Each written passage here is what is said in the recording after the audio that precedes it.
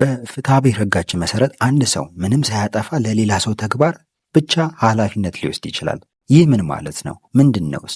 በዛሬው ፕሮግራሜ ለሌላ ሰው ተግባር ኃላፊ መሆን ቪካሪየስ ሊያቢሊቲ ምንድን ነው የሚለውን የምነግራችሁ ይሆናል። ሰላም ሰላም፣ ክቡራትና ክቡራን ተከታታዮች እንዴት ናችሁ? ይመስገን ደህና ነኝ። በዛሬው ፕሮግራሜ ከውል ውጪ በሚመነጭ ኃላፊነት ውስጥ ለሌላ ሰው ተግባር ኃላፊ መሆን ምንድን ነው የሚለውን የማስቃኛችሁ ይሆናል ማለት ነው። ለዚህ ቻናል አዲስ የሆናችሁ ቻናሉ ላይክ፣ ሼር፣ ሰብስክራይብ በማድረግ አብራችሁኝ እንድትሆኑ በታላቅ አክብሮትና ትህትና ጠይቃለሁ። ቀጥታ ወደ ፕሮግራም ይገባለሁ።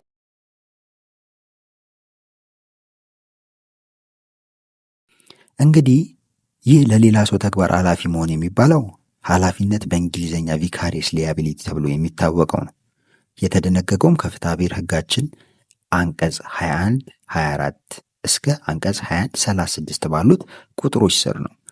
ኃላፊነትን የሚያስከትለው ተግባር የተፈጸመው በአንዱ ሰው ሲሆን ተጠያቂ የሚሆነው ግን ሌላ ሰው ነው። በዚህ የኃላፊነት አይነት ወይም በሌላ ሰው ተግባር ኃላፊ ስለመሆን ወይም ቪካሪየስ ሊያቢሊቲ ላይ አንድ ሰው ኃላፊ ነው የሚባለው ኃላፊነትን የሚያስከትለው ተግባር የተፈጸመው በአንዱ ሰው ሲሆን ተጠያቂ የሚሆነው ግን ሌላ ሰው በሚሆንበት ጊዜ ቪካሪየስ ሊያቢሊቲ ወይም በሌላ ሰው ተግባር ኃላፊ መሆን ሲል ሕጉ ይጠራዋል።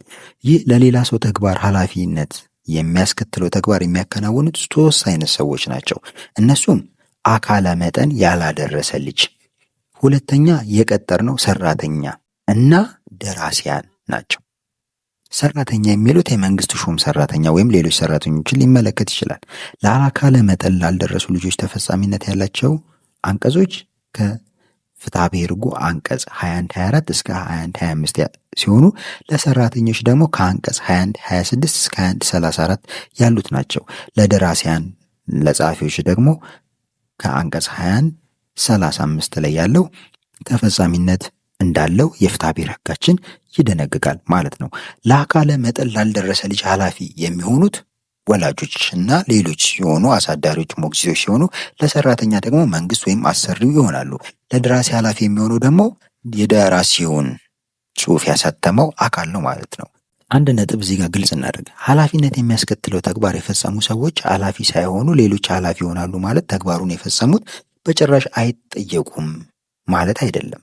ለሌላ ሰው ተግባር ኃላፊነት የሚያስከትለው ተግባር የሚያከናውኑ ሶስት አይነት ሰዎች ናቸው። እነሱም አካለ መጠን ያላደረሰ ልጅ፣ ሰራተኛና ደራሲያኖች ናቸው ብለናል። አንዴትና ለምን የሚለውን አንድ ባንድ እኔ አካለ መጠን ያልደረሰ ልጅ እንዴት ነው ኃላፊነት ለሌላ ሰው የሚያስተላልፉ የሚለውን ከማየት እንጀምር።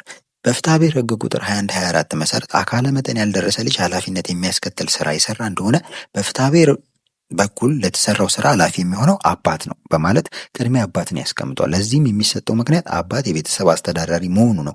ይህ ግን የፌዴራል ሕገ መንግስትም ሆነ በአንድ ተሻሻለው የቤተሰብ ሕጉ ላይ ከተቀመጠው ድንጋጌ አንጻር የሚጻረር ነው። ምክንያቱም በፌዴራል ሕገ መንግስት አንቀጽ 34 ንዑስ አንቀጽ 1 መሰረት ባልና ሚስት በጋብቻ ዘመን እኩል መብት ሲኖራቸው በተሻሻለ የቤተሰብ ሕግ አንቀጽ 50 መሰረት ደግሞ በቤተሰብ አመራር ረገድ ባልና ሚስት እኩል መብት አላቸው ነው የሚለው። በመሆኑ ባልና ሚስት ለልጆቻቸው መልካም ስነ ምግባር እንዲታነጹ ተገቢውን ትምህርት እንዲቀስሙና ኃላፊነት የሚሰማቸው ዜጎች እንዲሆኑ እንዲያደርጉ የግድ አንድ ላይ መጣመር አለባቸው ባልና ሚስቱ። ስለሆነም አካለ መጠን ላልደረሰ ልጅ ኃላፊ በሚሆንበት ጊዜ አባትና እናት እኩል ኃላፊ መሆን አለባቸው እንጂ በመጀመሪያ ደረጃ አባትን በሁለተኛ ደረጃ እናት መሆን የለባቸውም። ይህ በፍትሐብሔር ስነ ስርዓት ሕጉ ኋላ ቀርነትን ያስረዳል ማለት። ስለዚህ የፍትሐብሔር ሕግ ቁጥር ከፌዴራል ሕገ መንግስትና የተሻሻሉ የቤተሰብ ሕግ አንጻር ትንሽ የሚቀረው ነገር ሊኖር ይችላል ማለት ነው። እዚህ ጋር ግልጽ መሆን ያለበት ነጥብ ወላጆች ወይም ሌሎች በቁጥር 21፣ 25 የተጠቀሱ ሰዎችና አካላት ኃላፊነት የፍትሐብሔር ኃላፊነት ብቻ ነው። አካለ መጠን ያልደረሰው ልጅ የወንጀል ድርጊት ቢፈጽምና ቢረጋገጥበት ከ9 ዓመት በላይ ከሆነ የወንጀል ድርጊት ተጠያቂነቱን ወደ ሌሎች ሰዎች አይተላለፍም። እዚህ ጋር አንድ ነገር እናንሳ በምሳሌነት። ለምሳሌ ባልና ሚስት አንድ ልጅ አላቸው። ያ ልጅ ውጭ ሲጫወት አንድ ሰው ይፈነክታል። አንድ ሰው ሲፈነክት ልጃችንን አሳክም፣ ተገቢውን ካሳ ስጠን ሲሉ ልጁ አይደለም የሚከሰሰው በፍትሐብሔር እናትና አባቱ ናቸው። ነገር ግን ልጁ ሆን ብሎ ጉዳት አድርሶ ከሆነ በወንጀል በቀላል አካል ጉዳት የሚሆን በከባድ አካል ጉዳት ድንጋጌ ልጁ ከ9 ዓመት ከፍ ያለ ከሆነ በወንጀል ይጠየቃል ማለት ነው። ስለዚህ የፍትሐብሔር ኃላፊነት ወደ ሌሎች ሰዎች ቢተላለፍም የወንጀል ተጠያቂነቱ ግን ወደ ሌሎች ሰዎች አይተላለፍም ማለት ነው። ሌላኛው ለሰው ኃላፊነት ተጠያቂ የሚሆነው የመንግስት ኃላፊነት ነው። በፍትሐ ብሔር ሕግ አንቀጽ 21 26 ንዑስ አንቀጽ 1 መሰረት የመንግስት ሹም ወይም ሰራተኛ በራሱ ጥፋት በሌላ ሰው ላይ ጉዳት ያደረሰ እንደሆነ ኪሳራውን ለመክፈል ይገደዳል አሰሪው። ይህ ጥፋት በሁለት አጋጣሚ ሊደረግ ይችላል። አንድ አጋጣሚ የመንግስት ስራ ሲሰራ ሊሆን ይችላል። ሁለተኛ የግል ስራውን ሲሰራም ሊሆን ይችላል። የመጀመሪያው ጥፋት የስራ ጥፋት ሲሆን የተጎዳው ሰው ካሳ ከመንግስት ላይ መጠየቅ ይችላል። ሰራተኛውን ያደረገውን ጥፋት የግል ጥፋት የሆነ እንደሆነ ግን መንግስት ኃላፊነት አይኖርበትም። በፍትሐ ብሔር ሕጉ አንቀጽ 21 26 ንዑስ አንቀጽ 2 እና 3 ላይ በግልጽ ተደንግጓል ማለት ነው። እዚህ ጋር አንድ ምሳሌ እናንሳ። ዶክተሮች ሊሆኑ ይችላሉ። የሕክምና ሙያቸውን በሚያደርጉበት ሰዓት መብራት ሲጠፋ ዶክተሩ ስላልታየው ይወጋል የማይሆን ቦታ ላይ እና ሰውየውን ለከፋ በሽታ ይዳርገዋል። በዚህ ሰዓት ላይ ለዶክተሩ ተግባር ኃላፊ የሚሆነው የቀጠረው ድርጅት ወይም መንግስታዊ ድርጅት ከሆነ መንግስታዊ ድርጅት፣ ግለሰባዊ ድርጅት ከሆነ ግለሰባዊ ድርጅት ኃላፊነቱን ይወስዳል ማለት ነው። ምክንያቱም በስራ ላይ ያለ በራሱ ተግባር ያጠፋው ጥፋት ወይም የግል ጥፋቱ ያጠፋው ጥፋት ሳይሆን መብራት ስለጠፋ ከዛ ጋር ተይዞ በመጣ ችግር ነው። የግል ጥፋቱ ስልክ እያናገረ ሌላ ነገር አድርጎ ቢሆን ኑሮ ይህ የግል ጥፋቱ ነው ሲል ሊጠያየቁበት እርስ በርስ ይችላሉ። ነገር ግን በስራ ላይ በሚጠፋ ጥፋት አሰሪው ለሌላ ወገን ኃላፊ ይሆናል ማለት ነው። አንድ የጥፋት ስራ ጥፋት ለመባል ምን ማሟላት አለበት የሚለውን በፍትሐ ብሔር ሕጉ አንቀጽ 21 27 ላይ ተዘርዝሯል። እነሱን ስራው በስልጣኑ ልክ መሆን መቻል አለበት። ልቦና መኖር መቻል አለበት። ለስራ ክፍል ስራውን ሲሰራ መሆን መቻል አለበት። ስራው በስልጣኑ ልክ ማለት ዶክተሩ የማከም ስልጣን ተሰጥቶታል፣ እያከመው መሆን መቻል አለበት። ሁለተኛ ሲያከመው ችልተኝነት የለም፣ በቅን ልቦና እየሰራ ነበረ፣ ምንም የመጉዳትም ሀሳብ የለውም ማለት ነው።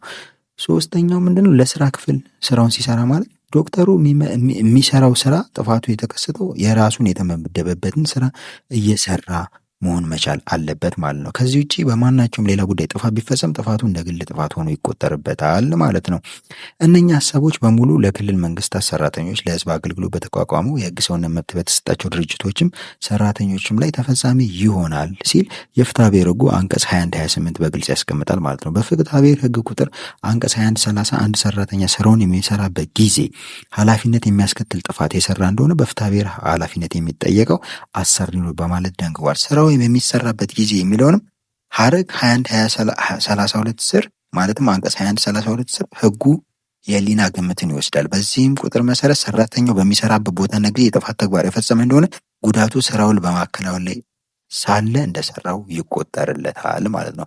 በአጠቃላይ እዚህ ጋር ቪካሪየስ ሊያቢሊቲ ወይም በሌላ ሰው ተግባር ኃላፊ መሆን የምናየው እኛ በራሳችን ምንም ያጠፋነው ነገር የለም። ነገር ግን በስራችን የሚተዳደር ልጅ ሊሆን ይችላል፣ ሰራተኛ ወይም ደግሞ ጸሐፊ ሊሆን ይችላል። እሱ በሚያጠፋው ጥፋት የፍትሐ ብሔር ተጠያቂ የምንሆንበት የህግ ማዕቀፍ ነው ማለት ነው። ለሌላ ሰው ተግባር ኃላፊ መሆን ቪካሪየስ ሊያቢሊቲ የሚባለው ማለት ነው። በዚህ ጉዳይ ይህን ያልኳልኳችሁ ለዛሬ በቃል። በቀጣይ ሌላ መሰረታዊ የህግ ፕሮግራም እስከምንገናኝ መልካም ጊዜ፣ ቸር እንሰንብት።